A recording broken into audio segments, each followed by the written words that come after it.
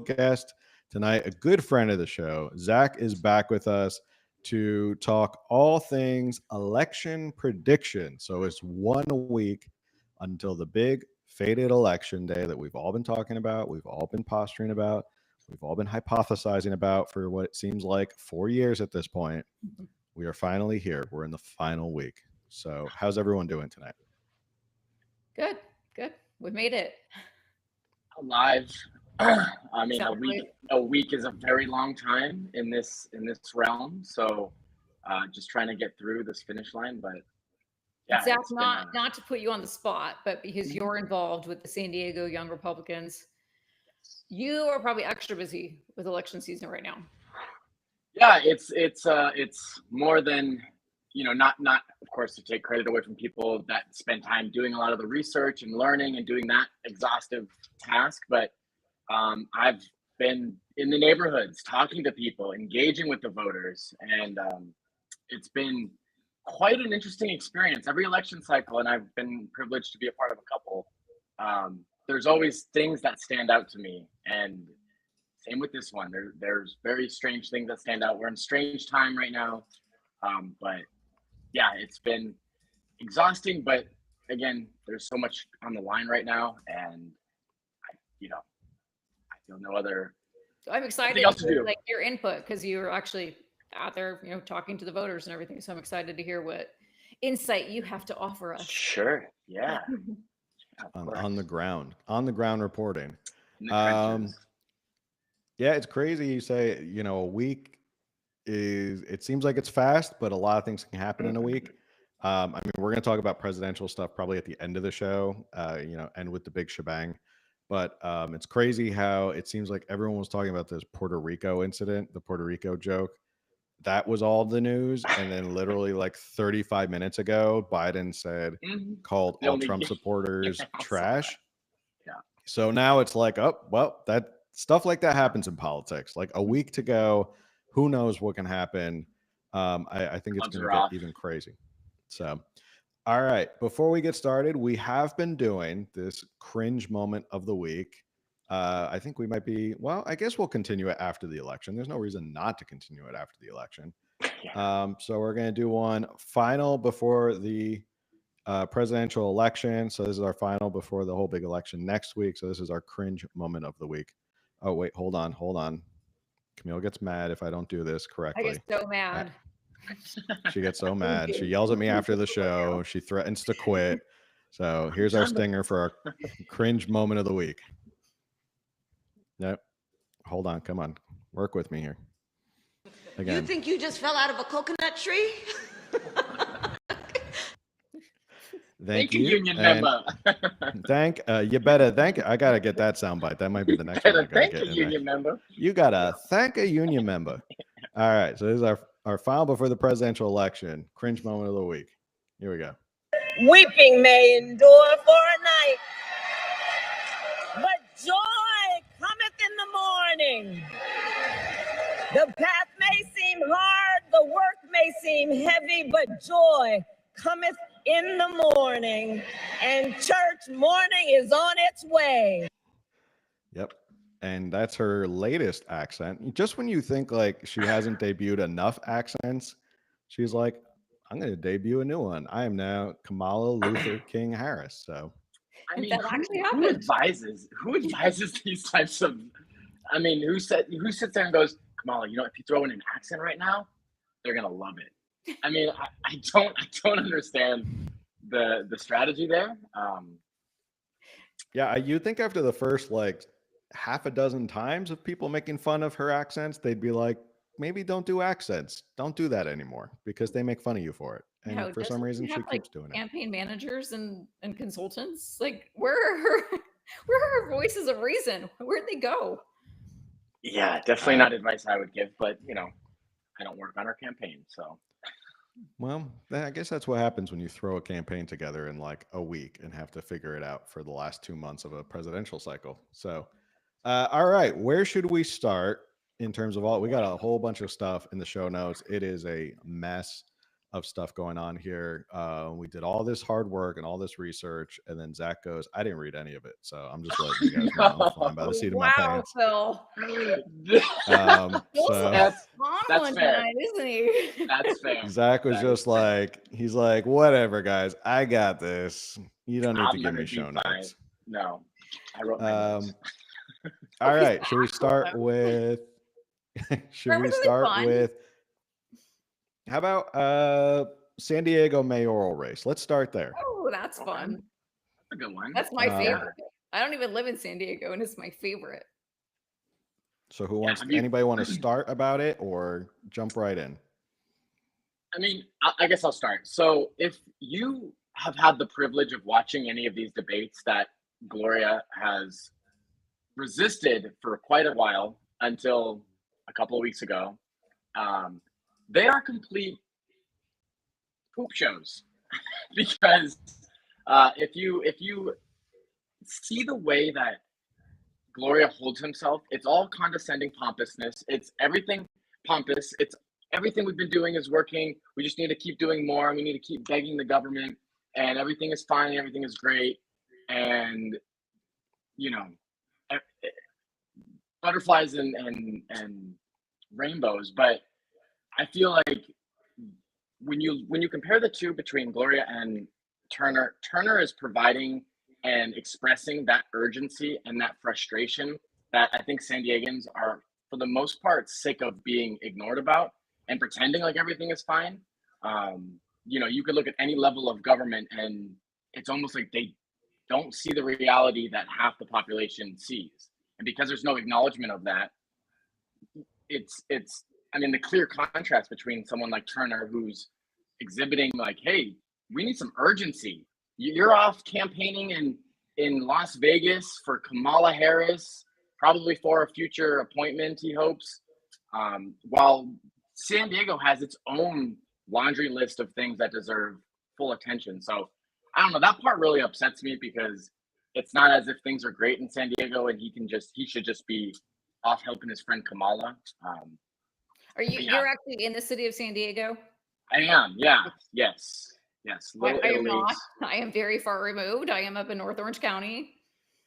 Yeah, But, and I think go ahead. Sorry. As big as I was just gonna say, as big as San Diego is, I think a lot can get lost around the county from what goes on in San Diego.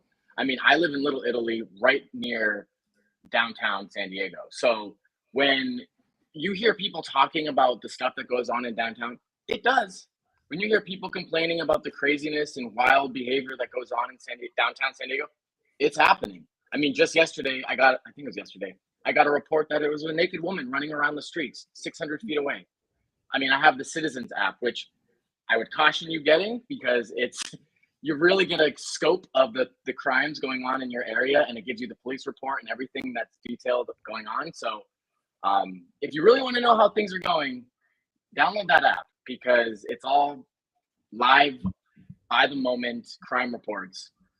And I think if, again, you're not experiencing this type of stuff every day or hearing screaming or, if you're not engaging in any of that by just living in the area, then it's just, full fear mongering. And it's like, no, there's serious crap going on. And it happens mostly at nighttime, but not always.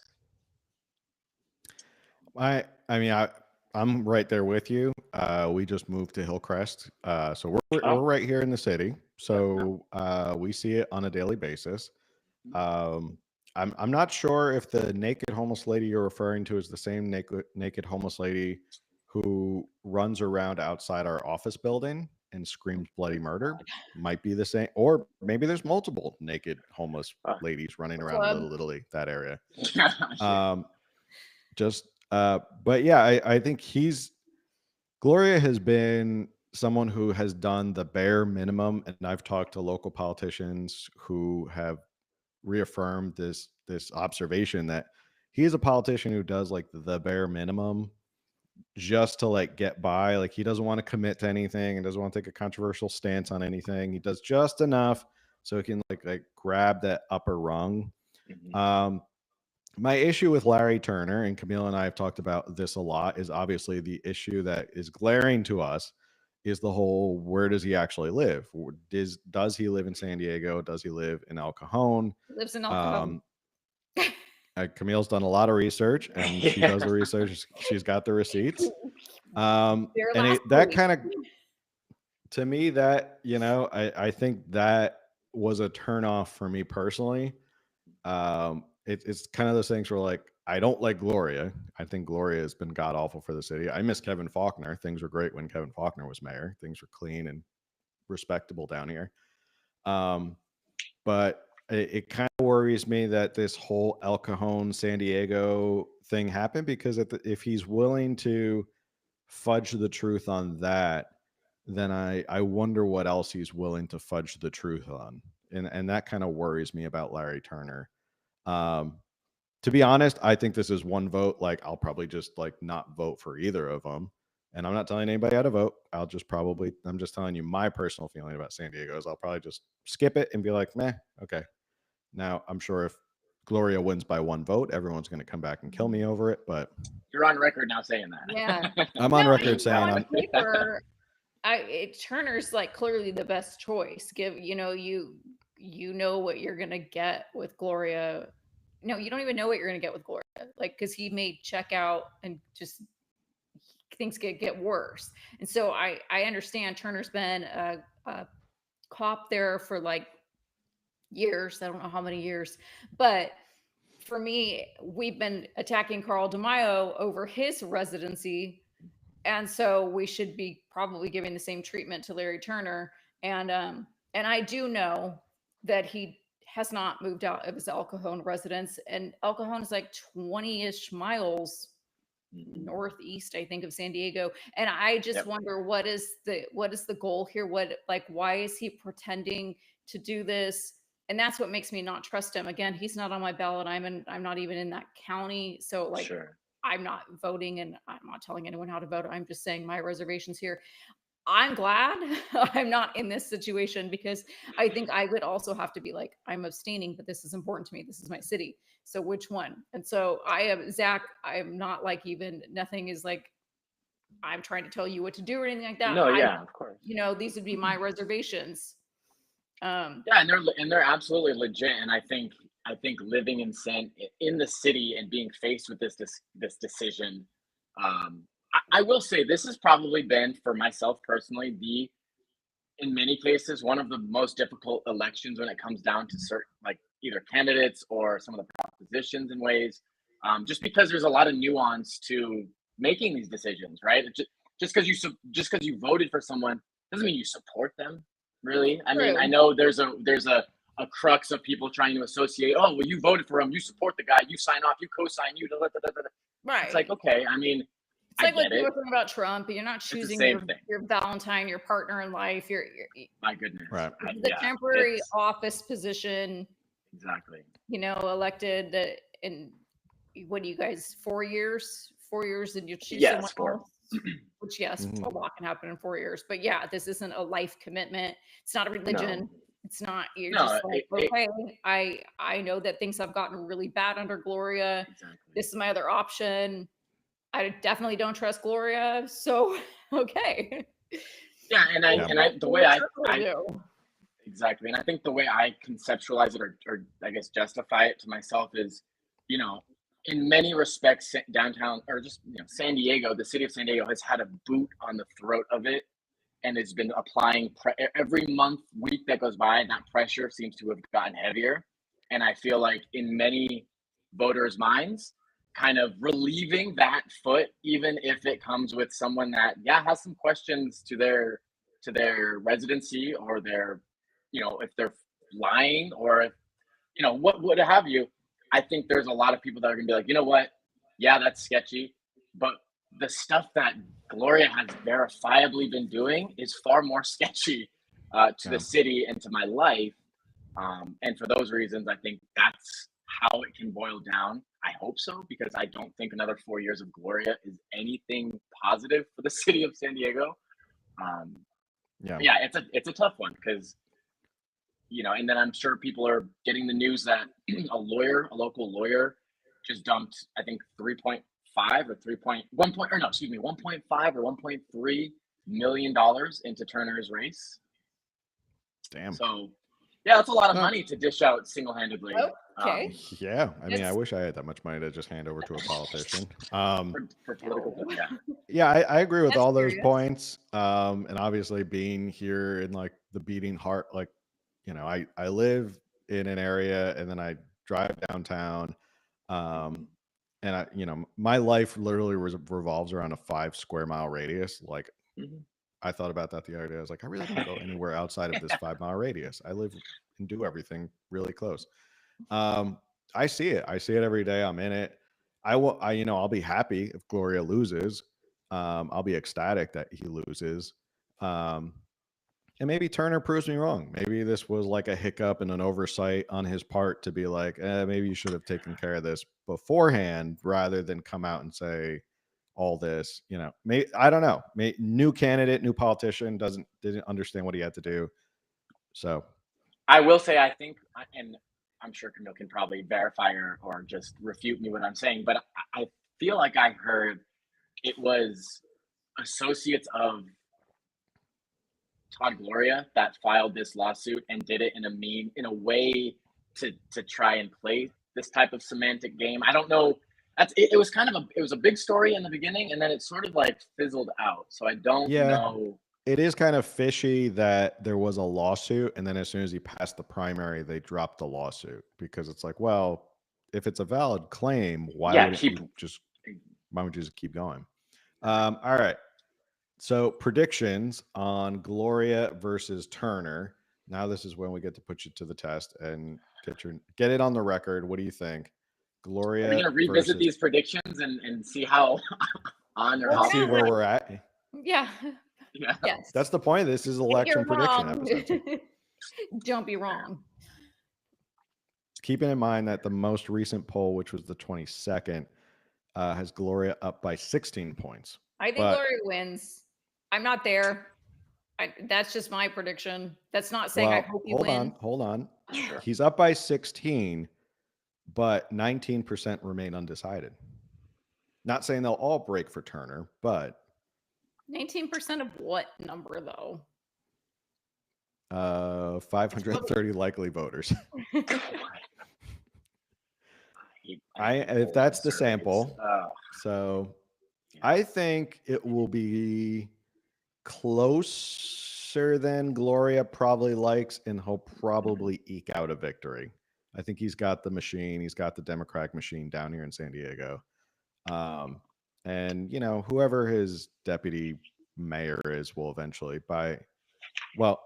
this kind of goes to later predictions. So I won't make any predictions about where he ends up. He'll probably be mayor for the next 4 years until he has to move on to statewide office. Like, is he termed out?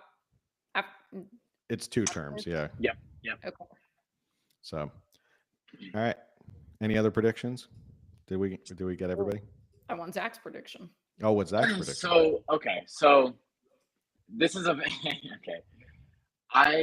there's a part of me that has done the rational work and looks at the logistics and the numbers and the data and kind of the landscape and kind of understands things through that lens. But then there's a side of me that's like, look, I've seen upsets happen. I've seen crazy swing things happen.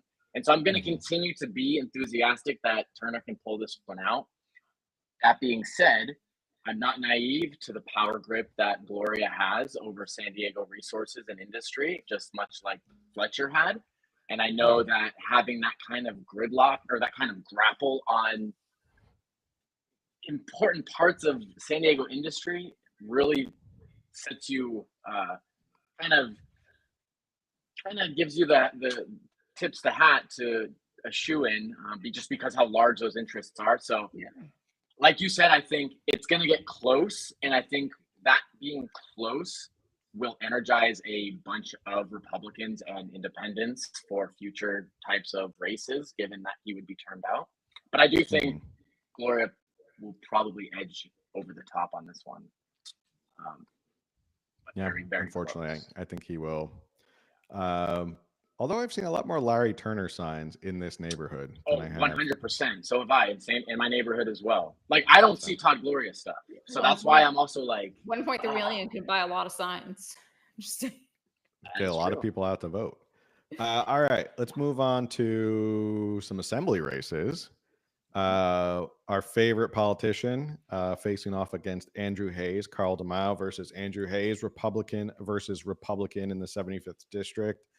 We know what's been going on with Carl, the recent lawsuit. Andrew Hayes, you know, he's been the official endorsed Republican of the San Diego County Party, which definitely gives you a big.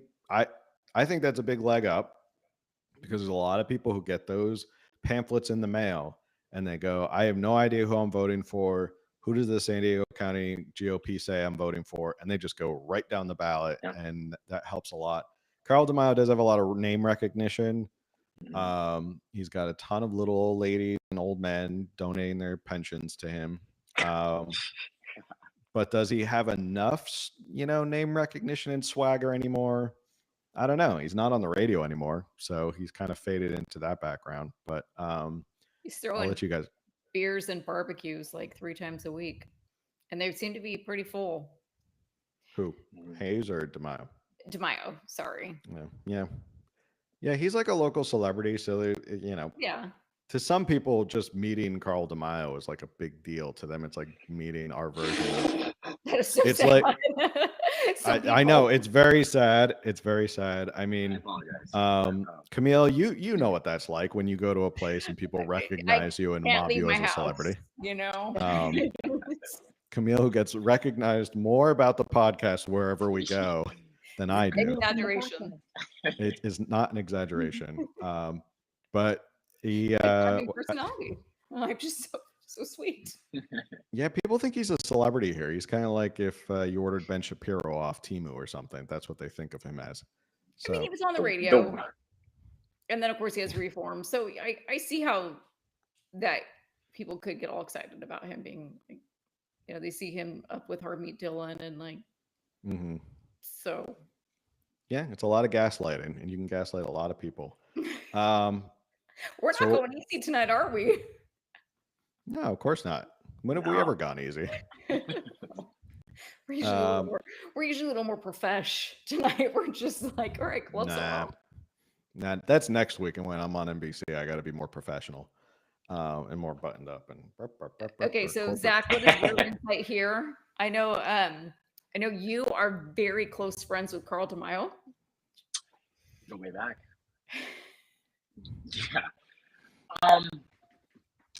Okay, so I think it's pretty known, or if it's not, it should be, that there are strong rifts between Carl and Republicans, and I think in ways that are more noticeable than other rifts between Republican fractions, mostly because of the effort Carl goes to undermine other Republicans, right? So if you call that out, you're accused of attacking Republicans. But if you go behind closed doors and manipulate things, speak ill on people, and make things happen behind, then you're just political nature. So let's just say, okay, so when I'm out in the field and I've gone into the trenches and I've talked to people and gone to 3 types of voters, right? The Republicans, the independent, no party preference, I guess 4, and then the Democrats.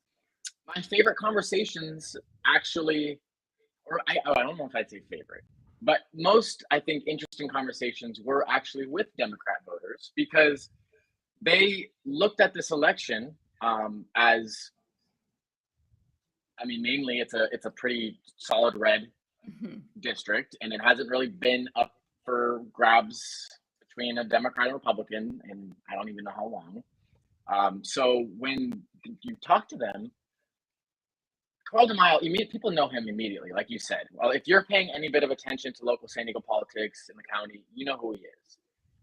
And Carl has never been somebody to garner any type of, it sounds so bad to even say this, working together, right? I know that's like an evil thing nowadays, like that you want to stay as far away from doing any type of bipartisan efforts or whatnot. And the perfect example of this is when local civil rights activist Shane Harris went on the news talking about how the state of California basically handcuff, no pun intended, or pun intended, but handcuffs police from being able to intervene on what could be very much child sex trafficking. And because of discrimination laws on the LGBT community, there's a lot of things that prevent officers from engaging. Well, Shane Harris came out, Democrat, went out and said, this is probably not a good policy, and we should change this state policy or change local policies to allow our police to stop these things, as San Diego's a very large trafficking capital. This is a real issue here. And then they had him do his piece, and they brought Carl on, and where one might think, hey, yeah, Shane is actually making some valid points that Republicans probably want to address too. Rather than make any type of acknowledgement, Carl's immediate thing was to attack that Democrat for not getting to this conclusion quick enough, or for not doing it correctly, or not, and it's like, rather than seeing this as an opportunity to get something done that's hurting communities, it's an opportunity for him to pivot off how he was right all along, and they've been doing this to themselves, and now they want to, and it's like, my dude, you want voice. Yeah, it's like, you want to go to the state assembly and do what? Shit throw? I mean, mudsling? I mean, it's and actually that is what he plans to do. I mean, he said it in his latest speech this past week. He said, if nothing else, just send me up there so that I can entertain you, because we're going to have a lot of fun. Something along those lines. But it was like completely admitting that, yeah, he's going to be a chaotic agent that's not looking to get anything done, that's looking for name recognition and just running his mouth. And I don't think that does anything to move the needle for Republicans here in California. I think it actually damages and hurts Republicans. It actually ruins reputations for Republicans if everybody thinks, oh, California Republicans are like Carl DeMaio. And that's not a good look. And a lot of optic elements. So one thing that I've said to the Democrat voters is like, look, there are two Republicans in this race, and one of them is going to win. But there are very different Republicans on this ballot. And I caution, I caution you on making these decisions. And of course, Andrew is the person that isn't going to lose the values that he's continued to champion for over a decade plus, but still be able to find ways that are undeniable for Democrats to disagree with. And that's the kind of strategy you need. Find something they can't say no to. Not, let's find ways to piss them off and be just as extreme to try and prove a point. And I think that's what people see as Carl doing. He's just trying to prove a point. Those are very cringy Republicans. Yeah, and I don't think that's a model. Off a liberal today, and it's like, what did you accomplish by that? Nothing. And we had Andrew Hayes on here, and he's so bright. And he was very like, I want to form these actual, like, he's not like up there to make friends, but like relationships of like, we need to learn to work together. We need to form these coalitions because we're for California. We're not for ourselves. We're not for, like, we're representing everybody. And exactly. And he's a year younger than me. And so him and I both grew up in the same political sort of soup. And I think for much of our generation, regardless of political affiliation, there is an urge to like, let's try to work on stuff together. Mm-hmm. But you don't hear that because the loudest voices are the ones telling you that you should hate that person because they're evil, X, Y, and Z. Right. So I think it's a very interesting microcosm of kind of the macro in many ways, and some of the challenges that are presented within the Republican side. But also how that plays out in real-time elections where Carl funded the Democrats in his race. Mm-hmm. Like, what are you doing? Oh, trying to clear the field for me. Really? You're going to give a Democrat name recognition that can and will hold through and maybe carry into the next cycle, giving that Democrat another upper hand to win an election? Like, do you not see the consequences of those types of actions? And whether he sees them or not, I don't think he cares. And I don't think that's a type of leader any of us should model or look up to when looking to address California issues. So I'm very passionate about this, so I don't mean to grandstand. That's why we brought you on. It's for the passion. I mean, I think basically, I want Andrew Hayes to win. I don't know if the machine of Carl DeMaio goes down so easily, and I hope it does, because it kind of takes the wind out of his sails as a power broker in like San Diego Republican politics. And Zach, you and I know probably better than anyone being involved in local politics down here. Like, he's slipped a little bit. He's not as influential. He's kind of like on his last leg. So if he loses this, he probably won't be doing much of anything other than trying to scam people with Reform California. So And revenge. In revenge. There's no yeah. doubt, and there's no doubt he's coming after those of us that have criticized him after this is said and done. So that's another thing to look out for, is how he responds to his critics. I mean, I just got blocked by him on X. He's been following me for years. I haven't followed him, but he's been following me for years on X, Twitter, whatever. And now, as of like yesterday night, he blocked me. We're getting close to the election, and we want to make sure to preserve. Carl block party right here. It is, yeah. Join No, the club. I'm surprised I took this long, but it's funny because it's the same. I mean, this is the same playbook that Democrats use. It's the same. We're getting close to the game time. Let me control the facade as hard and heavy-handed as I can, so that new eyes coming onto my page aren't going to be directed to somebody who's calling out his BS, or isn't going to get intrigued by a comment in the comments that are, what about I'm never donating my money to you because you're not doing anything with it, or so it makes sense why he's on a blockade, if you will. It's a Griffith's playbook. It is. It's modeled after a lot of people, but yeah. It's a recognizable playbook. So all right, that's my prediction. I think, unfortunately, the machine of DeMaio probably beats out Andrew Hayes, although he's a great candidate, and hopefully he doesn't give up after this election. Maybe he shocks the world. I hope he does. But I think DeMaio, based on the primary, the votes that came pouring in for Carl DeMaio right off the bat, give me the belief that he's got a lot of support. He's got a lot of groundswell support, and he's got a lot of name recognition. So that does put him over the top. So what are your guys' predictions? Well, because of his name recognition and just who he has been in San Diego for so long, I feel like it will be him. And I'm honestly praying it won't be, because of everything I know about Carl. He is one of the worst possible people we could have. And so, if you're hearing this and you live in that district and haven't voted yet, oh my gosh, do your research. Please. Yeah. Mm-hmm. Zach? The way I try to look at this, and again, it speaks to hey, maybe your next door neighbor that's a Democrat isn't an evil scumbag that wants to destroy your quality of life. Maybe they're just a regular person that just happens to loosely follow Democrat policies and kind of goes about it. So having said that, I don't think all Democrats are crazy. I think much of this race could potentially come down to the way the Democrat vote, the way Democrats involve themselves in this election. If they involve themselves in this election to see preventing Carl from making their life worse, then they're incentivized to vote against him. And I think also going along the lines of, if Andrew is positioned to better not marginalize Democrats, once again, Democrats are incentivized to vote for Andrew.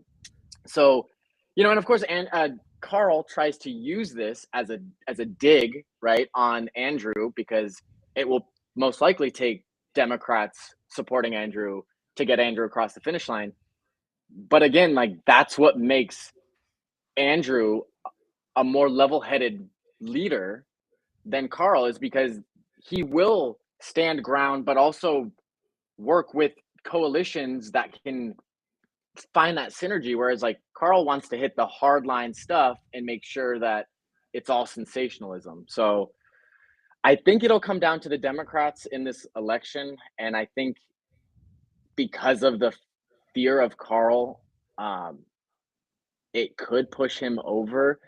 My only, I guess, reservation is that North County piece of the district that I think Carl has blasted a lot more for a longer time than East County. So I don't know. I actually don't know if there's more people living in the northern part of the district than the southern part of the district. That'd be a curious data kind of understanding, because I think that could also shift, because Andrew's got a pretty good, I would say, pretty good lock on like Santee and Lakeside and, you know, that area. But when you get into the North County area, I don't really know. So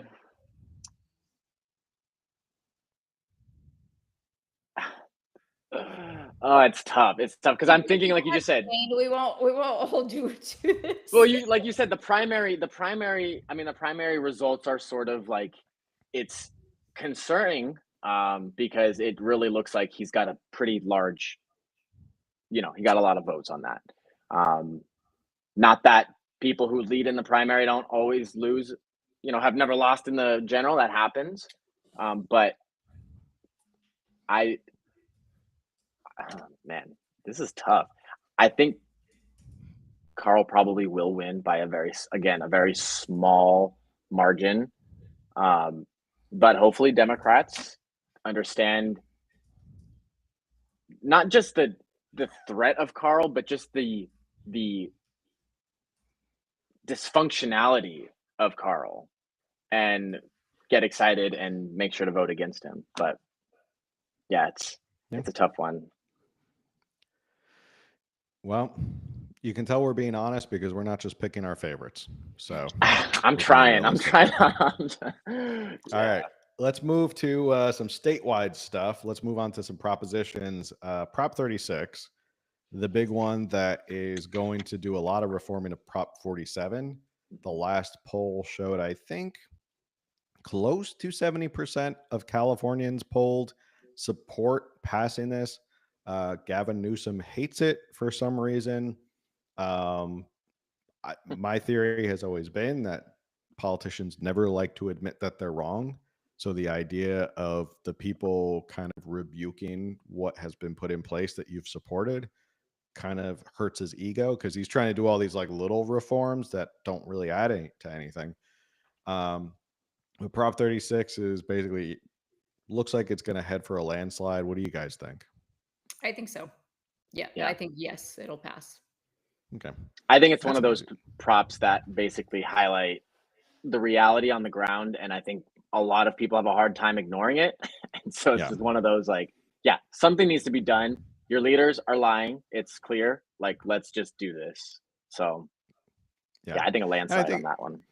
And I think it's also, for a lot of Democrats, it's kind of a tectonic shift in politics here in California, because previously it was a lot of people who were, you know, a lot of Democrats are very lenient on crime, and they pushed all these progressive policies, and we'll get into a race that involves these sort of policies. But now it's forcing a lot of Democrats to kind of reevaluate like where they stand on crime, and now they have to be like, now they got to be tough on crime. When previously, like 10 years ago, Democrats were not tough on crime here in California. So it's definitely the will of the people is showing them like, hey, do something about crime.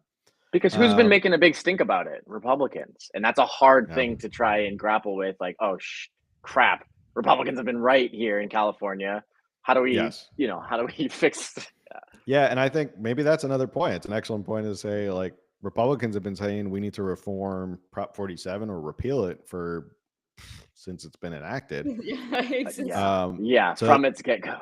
From the get-go. So the people agreeing with Republicans who have been steadfast on this for over a decade, now all of a sudden, like, they don't want people to agree with Republicans, because that's not what they want here in California.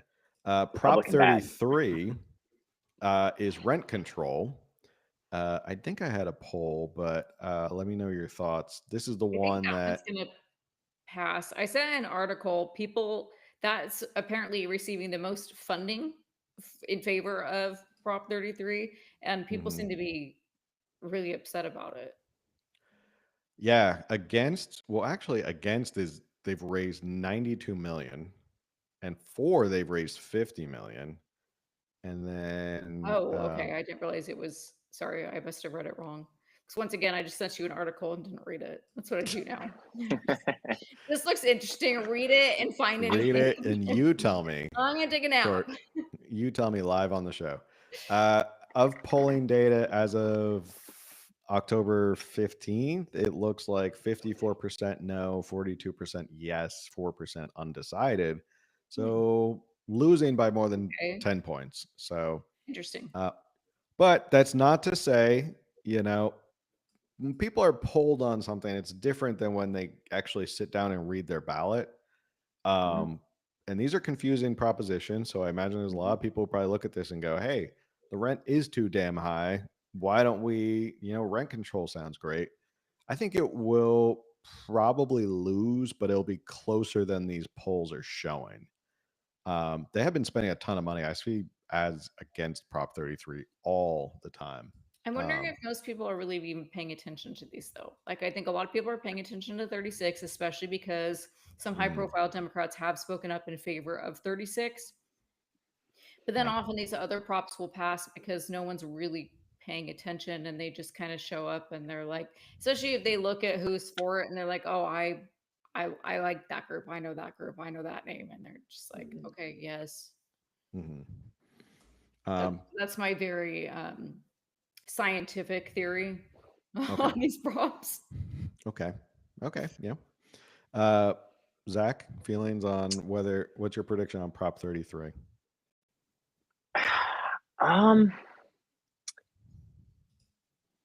I think, like you said, and this one stood out to me, that the wording can be confusing on what action is being done. Are you removing something, or are you giving authority over something, right? Which is like being able to have more, I guess, discretion, or not. So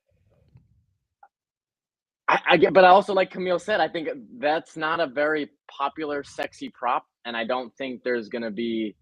I do think I could see it just being yes. I just feel like a lot of people, if living in a Democrat majority state, are gonna just yes propositions. At least in the past, it seems like how a lot of them go, unless there's active efforts to oppose. So I feel like this is gonna be one of those that just passes. But for no like significant reason, Right. if that makes sense. Yeah, Just people will kinda, be like, "Didn't we pass rent control? Why is my rent still too damn high?" And it's like, you should have read the proposition.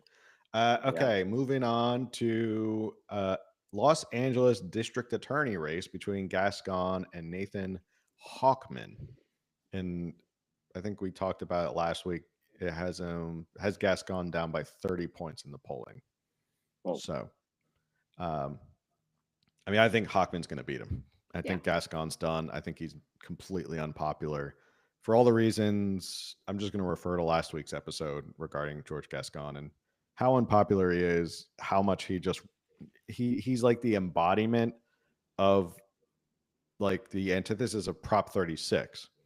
Like, this is why Prop 36 is winning by so much, and this is why George Gascon is losing by so much, is because crime is such a big issue, and Californians are fed up with it in terms of like how bad it's gotten, how lenient they've gotten. So I think he likely goes down in flames. And Pamela Price also is facing a recall up in Alameda County.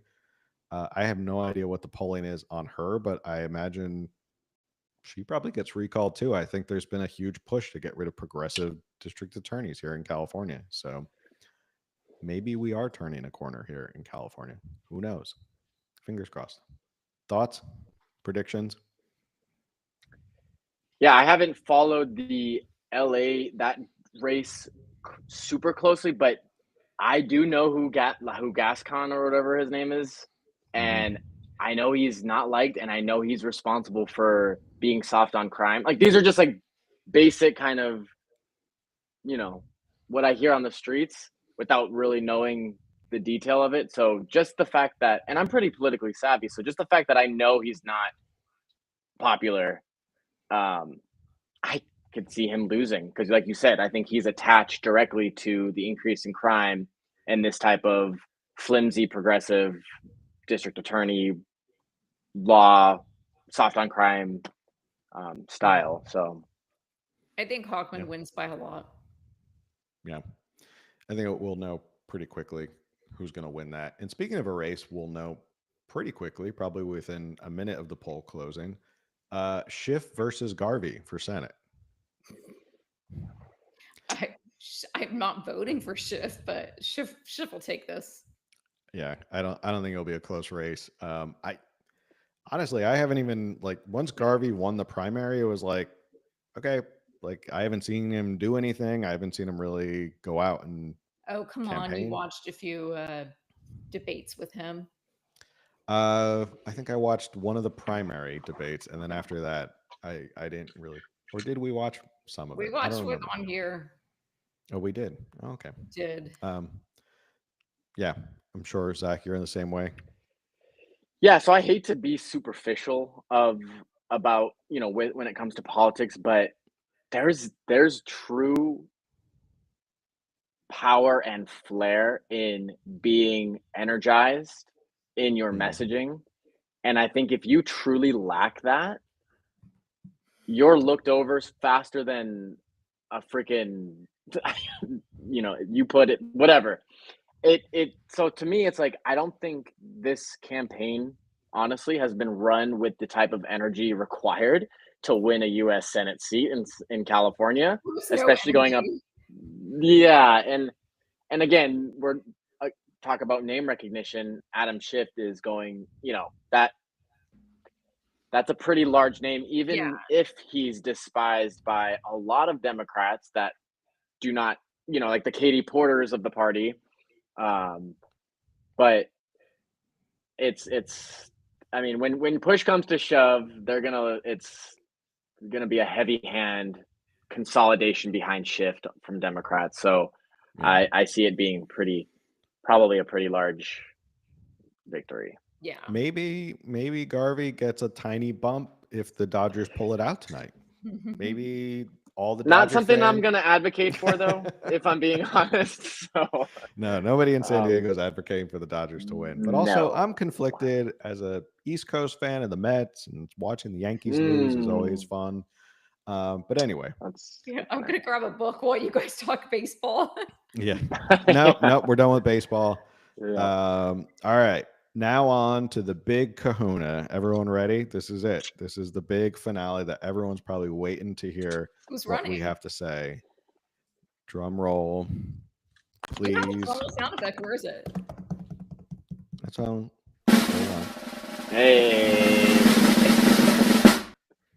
On to the presidential election. That's what everybody really cares about anyway, right? Although I am wearing my Local Elections Matter t-shirt, which you can get in our store at californiaunderground.live. I put the link in both the chats on YouTube and Rumble because local elections do matter. All right. Big honking predictions about the presidential. Well, first off, before we go into who's going to win and by how much, I want to entertain just a little bit. I don't want to entertain the kooky, crazy conspiracy theories. Why not? I'll throw this out there. Will we know who the next president is on the night of November 5th? Let's start there. No. Okay, so both are no. Well, when is the last time that we did know who the president was on election night? Did we know? Obama. I mean, technically 2016, I mean, it was the next morning that we knew Trump had won. I'm saying, will we know within 24 hours? Within 24 hours of polls closing across the country, will we know who the president of the United States is? Or will it drag on for weeks? It's going to drag on. Only if it's a landslide. Now I'm going to say my prediction because I I don't think it's going to be a landslide win. Okay. And so I think it's going to be close. Therefore, I don't think that we will know for who knows how long. Okay.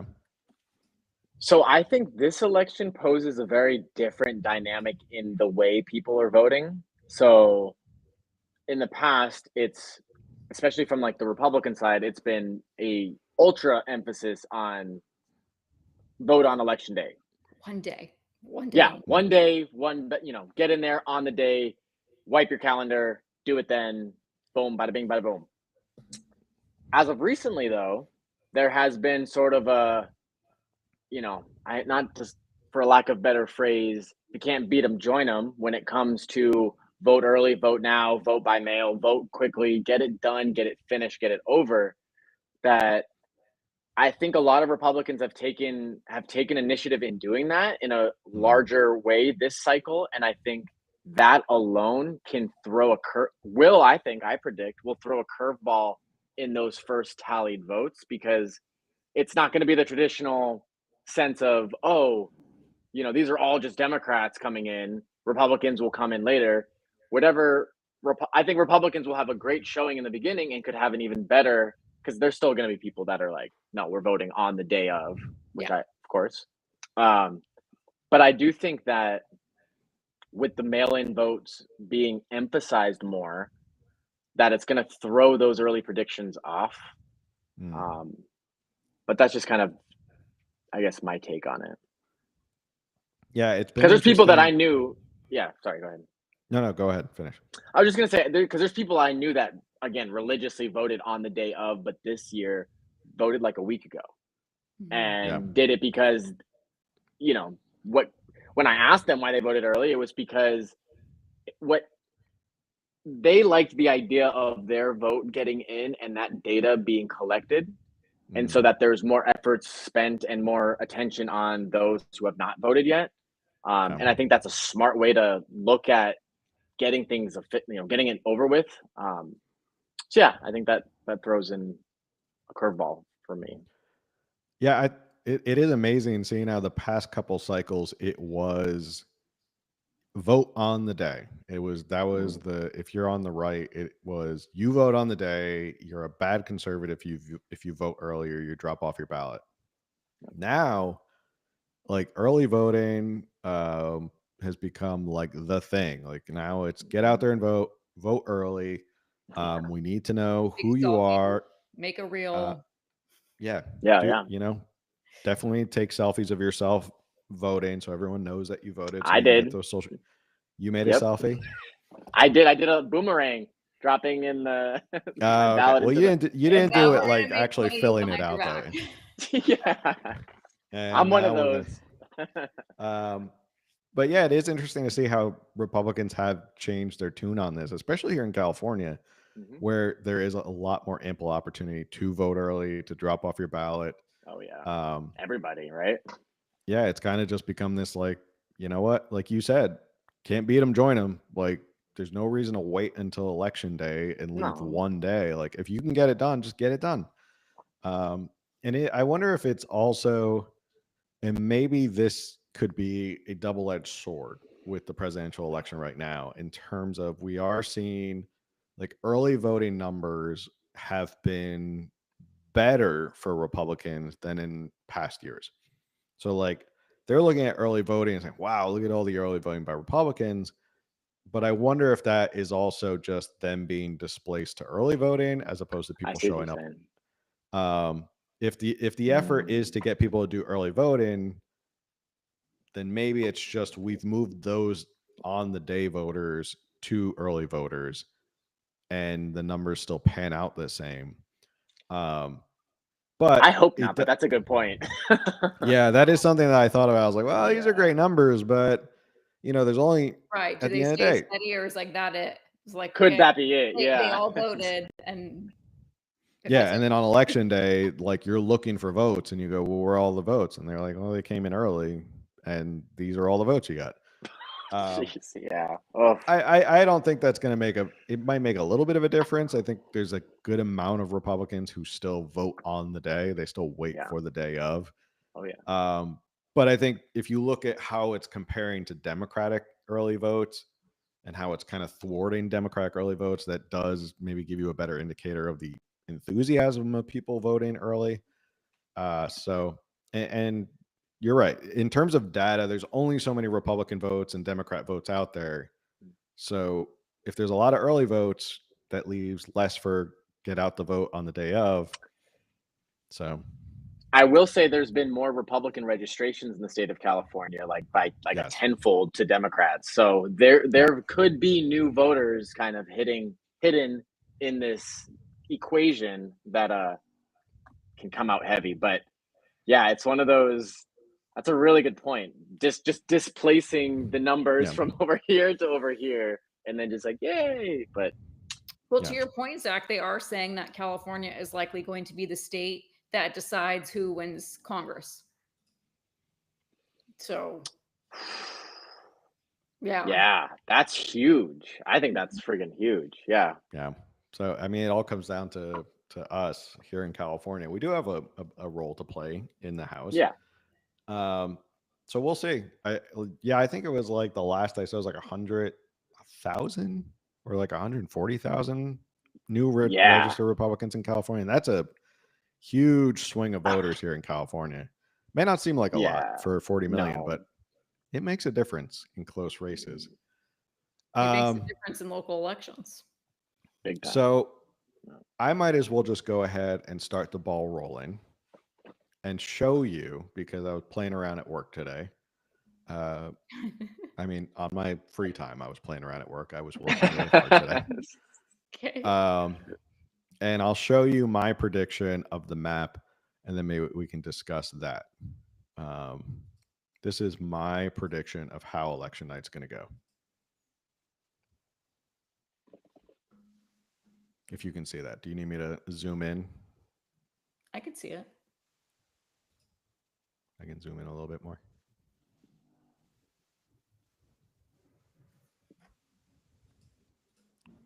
Oh, did I ruin it? I ruined it. I screwed it up. There we go. Okay, so that is my prediction. For those of you who can't see or are listening on audio, that is my electoral map for next week. It currently has Trump winning 311 to 227. And maybe it's That's a lot. audacious, but I did compare this with Real Clear Politics, where the polling is right now, where he's in the lead, what his usual under polling is. So if he polls at a certain number, usually he pulls it out by 2 or 3 points more, which would give him comfortable leads to win these states. I mean, like Florida and Texas are obviously going to go red. They made him toss-ups on the default map. I don't know why. I think he wins Pennsylvania, and he's got to win Pennsylvania if he's going to make it to the White House. Probably loses Michigan, Wisconsin, he picks up Ohio. Definitely, he's going to win. My bold and my biggest prediction, I think that's going to shock people, is he flips Nevada. That's what I was looking at. Yeah. So, thoughts, concerns, complaints? I would like to complain about your work ethic.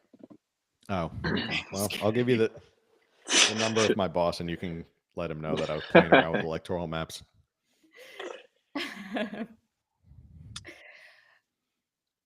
I feel like this map that you made, that you spent time on, I would not be smart enough to come up with anything like this. Mm-hmm.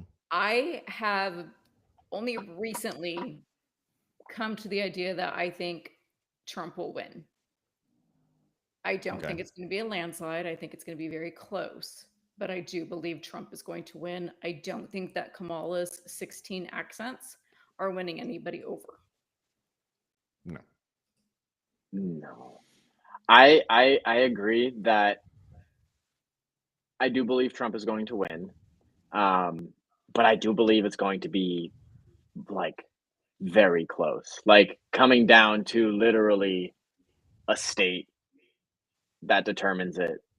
Or maybe two. Yeah, Nevada like, is bold kind of go like this. You know? Yeah. Because Nevada, that's bold because Democrats have dumped so much money, time, and resource into Nevada, and I don't know. I feel like I would just be shocked to see them lose that, given how long they've spent headquartered in there. So my electoral map would be a lot closer, Yeah. but still Trump winning. Okay. Fair enough. What I about the didn't go popular as vote? bold. I think there's a chance he might win the popular vote too. I think he'll win the popular vote. I don't think I think the support for Kamala is cratering because there never really was any grassroots or organic support for Kamala. No. I think there's a lot of people who support her because she's not Trump.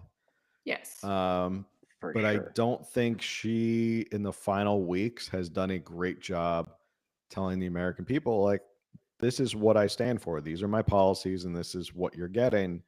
It really has devolved into Trump is Hitler.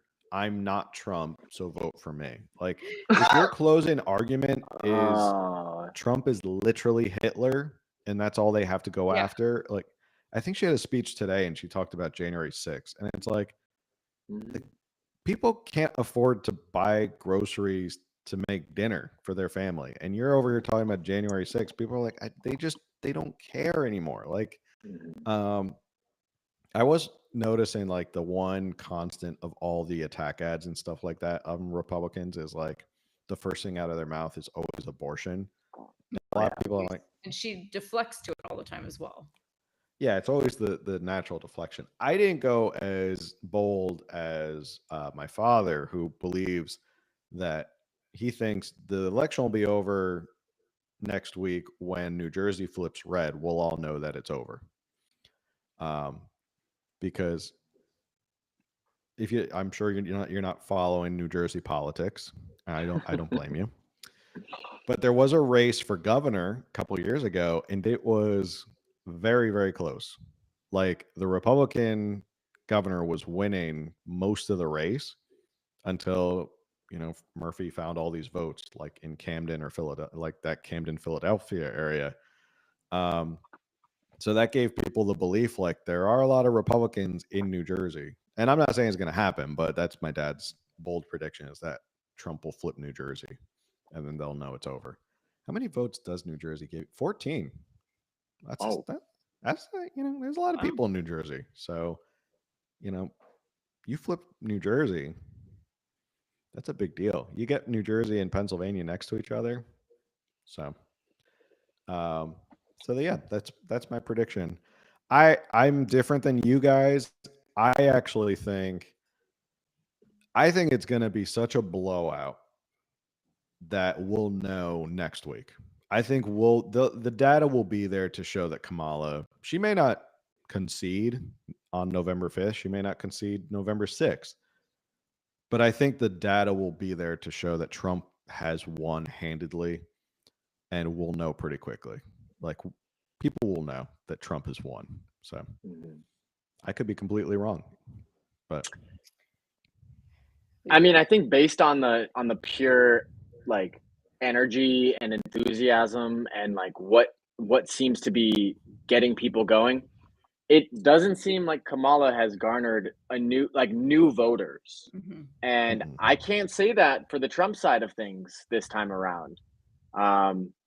Being that I am for this time a Trump voter, this is my first time voting for Trump. And so I think there are a lot of people that this is their first time going with Trump because it's just enough is enough. We've seen such a destructive pendulum swing in such a different direction that it almost seems the only natural protest to that is to start to swing it back and hope that it doesn't smash the other side even harder. But that's kind of how I've looked at me voting here, is that it's yeah, there's things that I think Trump can and will do that will improve the economy and our place in the world. But it's also, for me at least, and I think a lot of others, is that what's been happening and what's been going, and how Kamala has not differentiated herself from Biden, which is just 4 more years of Biden. I don't think that's a message that works with people. And I think that's going to change a lot of voting blocks that once maybe were not involved, third party or Democrat, deciding to do something different. Because they're out there, believe it or not, there are Democrats out there that are not voting for Kamala. Yeah. And it doesn't necessarily mean they're voting for Trump, but them not being in the equation, I think, is a big part of that enthusiasm piece that she misses. And that's, I think, opens the door for quite a different result. Right. And I think if you just look at like the cross sections of the people that Kamala's just not winning over, she's not made the inroads with the Latino community. She's not made inroads with Black voters, specifically Black men. Certainly not. Like the youth vote is switching. The joy coming in the morning isn't. No, doing the joy cometh in the morning is not working. Yeah, I think these are like solid. If you're going to win as a Democrat in the United States, those are blocks of voters. You have to shore up and get those numbers up. And if Trump is chipping away at them, what did I see? It was like support for Trump amongst Latino voters is 49%, which they thought it was a big deal. Nationally? That was something I saw on Fox News, was like 49% Latino voters support for Trump. And I was like, if that's true, that puts a lot of states obviously in play, like Nevada or New Mexico. Remember when Bush won and it was like he cracked 15%, they were like, oh my gosh, he's so popular with the Latino community. Yeah, that's so crazy. They were patting themselves on the back. Times have definitely changed. So that's my prediction. I think he wins, probably breaks 300 electoral votes, probably could win the popular vote. And I think we'll know on November 5th or soon thereafter. We have the benefit of being on the West Coast, so we get more time on November 5th to analyze this. People on the East Coast are probably, staying up until 1 or 2 in the morning to watch this. But yeah, so that's my prediction. Any other thoughts before we close out the show? Any other final predictions? Don't think so. No, I think there'll be some hoorahs and oh no's, and it'll be like many elections. There'll be awesome victories and there'll be some heartbreakers. But in general, in conclusion, I think Republicans are successfully moving the needle in ways that haven't been done here in decades. And I think that's an exciting kind of forward vision for Republicans moving into politics or continuing. So I do think there's real quick question on that. Do you guys think we'll flip some assembly seats in California? Yeah, I think there's a chance we flip some and chip away. I do too, and one of the races we didn't necessarily touch upon, it's Assembly 77, and it's by Tasha Borner. I want to try hard to say it correctly. Yeah, it's Borner. She is the state assembly's most far left progressive legislator. Like the most. Like there's a whole scale, and she is like way on the far left, the most. And I think. And who's her opponent? James Brown. Okay. He's a first-time candidate, young guy. Is I don't know. I want to get deep into that, but I think she's vulnerable in that seat if there's good awareness, because that used to be sort of a Republican district back when like Isa was a congressman in that area. It was Republicans had parts of the coast that has, I think, slipped away.